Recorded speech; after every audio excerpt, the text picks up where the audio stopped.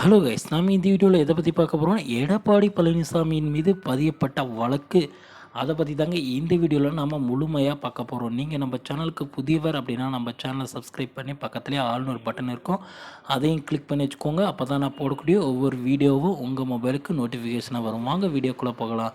எடப்பாடி பழனிசாமி வந்து பார்த்திங்கன்னா அதிமுகவின் பொதுச் செயலாளராக நியமிக்கப்பட்ட பிறகு வந்து பார்த்திங்கன்னா பல்வேறான குற்றச்சாட்டுகள் வந்து பார்த்திங்கன்னா இவர் மீது இருந்தும் வந்து பார்த்திங்கன்னா எந்த ஒரு நடவடிக்கையும் எடுக்கவில்லை அப்படின்ற மாதிரி போர்க்கொடி எடுத்துகிட்டு இருந்தாங்க நிறைய பேர்.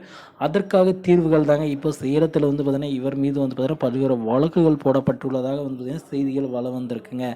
என்ன அப்படின்னு வந்து பார்த்திங்கன்னா தேர்தல் சமயத்தில் வந்து பார்த்திங்கன்னா பணம் பட்டுவாடா செஞ்சிருக்காரு அப்படின்ற மாதிரியும் ஒரு செய்தியும், மற்றும் வந்து பார்த்திங்கன்னா தனது நிலங்கள் அசையும் சொத்து அசையா சொத்துக்களை வந்து பார்த்திங்கன்னா முறையாக கணக்கில் காட்டப்படாமலும் வச்சுருந்ததாகவும் வந்து பார்த்திங்கன்னா அப்பொழுதே வந்து பார்த்திங்கன்னா செய்திகள் வந்துருச்சுங்க. அதை எல்லாமே தூசி தட்ட ஆரம்பிச்சிட்டாங்க ஆளும் கட்சியினர். அது மட்டும் இல்லை, பொள்ளாச்சி கொலை வழக்கு, கொடநாடு கொலை வழக்கு அப்படின்னு பல்வேறான குற்றங்கள் வந்து பார்த்திங்கன்னா எடப்பாடி பழனிசாமியின் பெயர் இடம்பெற்றிருப்பதாக வந்து பார்த்திங்கன்னா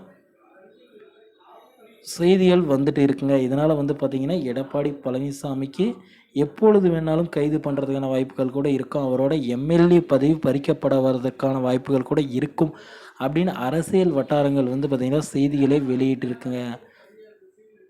அதனால் வந்து பார்த்திங்கன்னா எடப்பாடி பழனிசாமி வந்து பார்த்திங்கன்னா அதிமுகவின் பொதுச் செயலாளராக இருக்கிறதுனால அவரை வந்து பார்த்திங்கன்னா கட்சியை விட்டு அதாவது அந்த கேஸெல்லாம் போட்டு வந்து எம்எல்ஏ பதவிகள் பறிக்கப்பட்டால் கண்டிப்பாக வந்து பார்த்திங்கன்னா அதிமுக மீண்டும் சுக்குநூறாக உடையுங்க.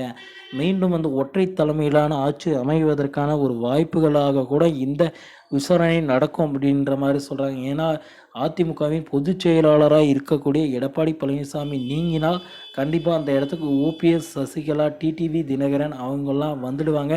அதுக்கப்புறம் அதிமுக ஒரு பெரும் ஒரு பிரளயம் மாதிரி ஒரு பெரும் கட்சியை வந்து பார்த்திங்கன்னா அந்த இடத்துல உருவாக்குங்க.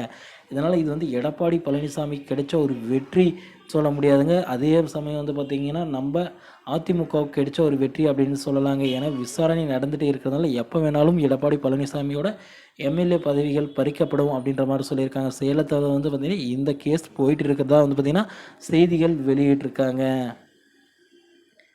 எடப்பாடி பழனிசாமி வந்து பார்த்திங்கன்னா 2026 தேர்தலில் வெற்றி பெறணும் அப்படின்னா இந்த வழக்குகள்லாம் வந்து பார்த்திங்கன்னா தன் மீது வராத மாதிரி பார்த்துக்கினால் மட்டுமே தாங்க கண்டிப்பாக பொதுச் செயலாளராக வந்து பார்த்திங்கன்னா தொடர்ந்து இருக்க முடியும். அரசியல் அதாவது 2026 தேர்தலில் அவரால் நிற்க முடியுங்க. ஓகே ஃப்ரெண்ட்ஸ், வீடியோ உங்களுக்கு பிடிச்சிருந்தா நம்ம சேனலை சப்ஸ்கிரைப் பண்ணி பக்கத்துலேயே ஆல்னு ஒரு பட்டன் இருக்கும், அதையும் கிளிக் பண்ணி வச்சுக்கோங்க. அப்போ தான் நான் போடக்கூடிய ஒவ்வொரு வீடியோவும் உங்கள் மொபைலுக்கு நோட்டிஃபிகேஷன் வரும். தேங்க்யூ.